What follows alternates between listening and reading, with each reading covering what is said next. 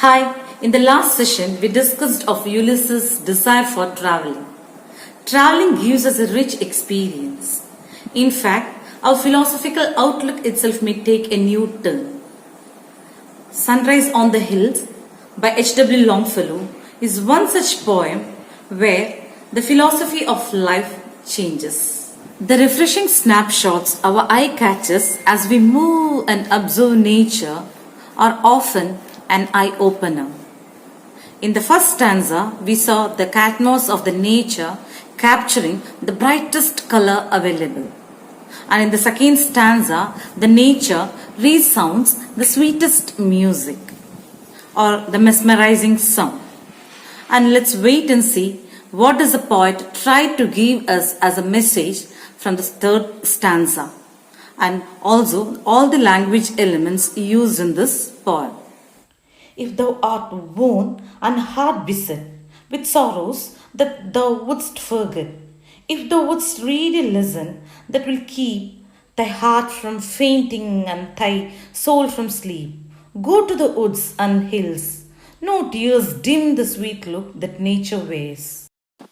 Thou, thy, and wouldst are archaic usages, that is, words used in the olden days. Thou and thy means you. The poet says that if one is tired of one's worries that disturbs him in his busy life, nature can heal it. Nature will teach good lessons to people such as compassion, love, and empathy. If one is fed up with one's life, a trip to nature will refresh your mind. Nature's charm will never fail to leave a smile on your face. It has everything in it to keep your soul from falling. No tears can dim or dull the beauty of nature. Watching sunrise on the hills leaves a profound and soothing effect on the poet. The poem also ends with a piece of advice for all readers. Now that we have done with the poem, let's go through the language elements and critical analysis of the poem. The poem consists of 3 stanzas of varying length. The first stanza is made up of 18 lines, the second stanza is made up of 12 lines, and the third stanza is made up of 6. Hence, the entire poem consists of 36 lines in total.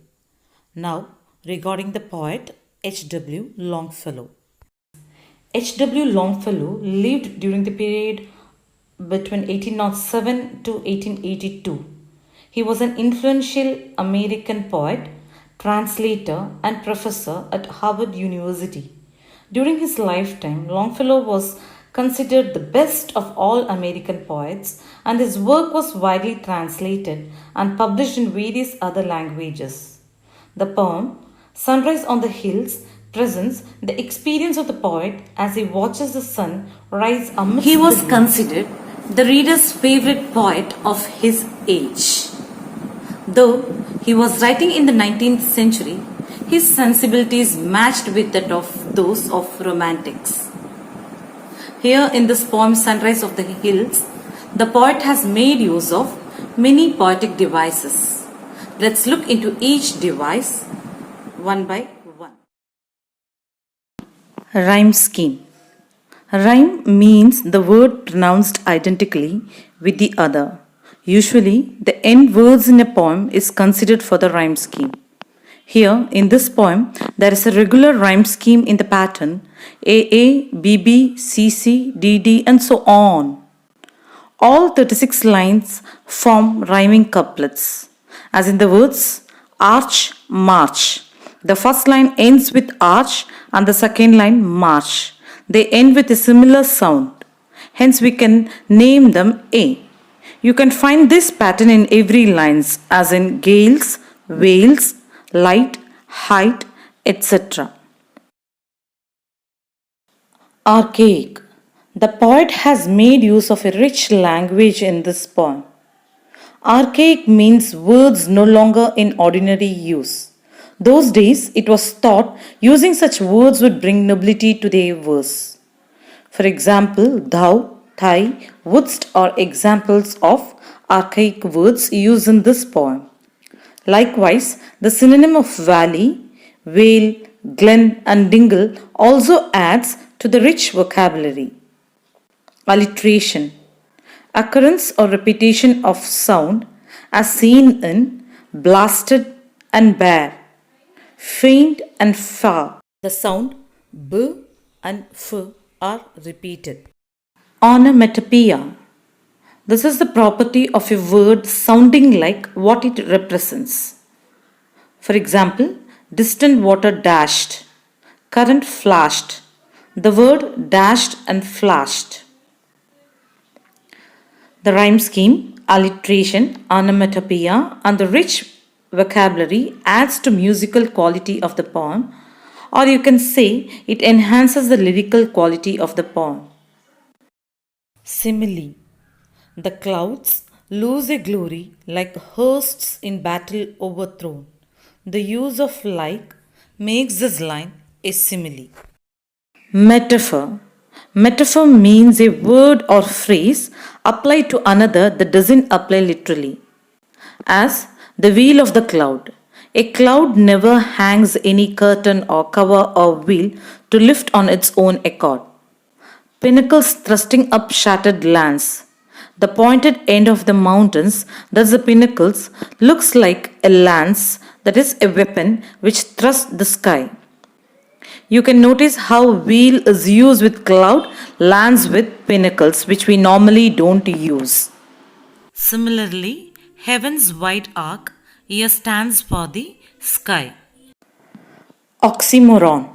Two words or phrases with opposing meaning are used together intentionally for effect. For example, soft gales.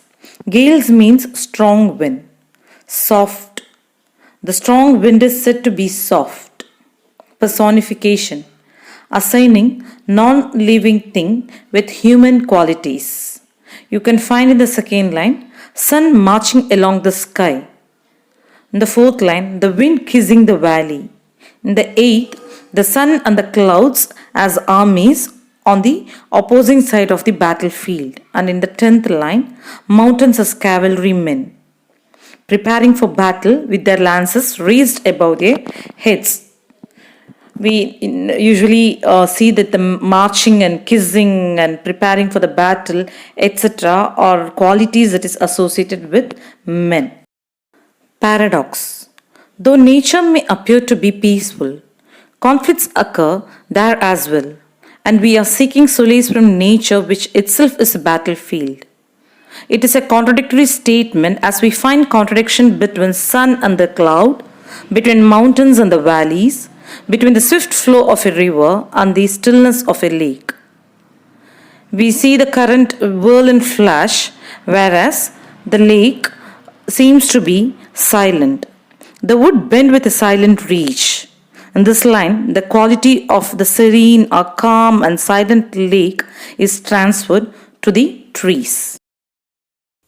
Symbol means representation of an object or function or a process.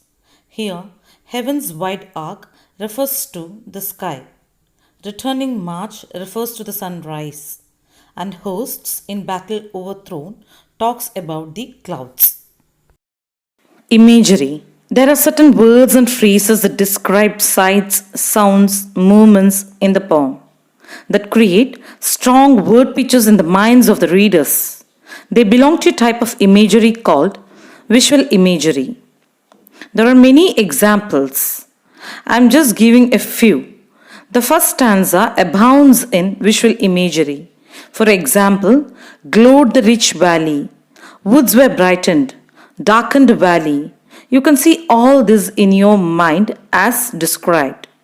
Likewise, the sounds that helps in imagining and feeling the situation are called auditory imagery.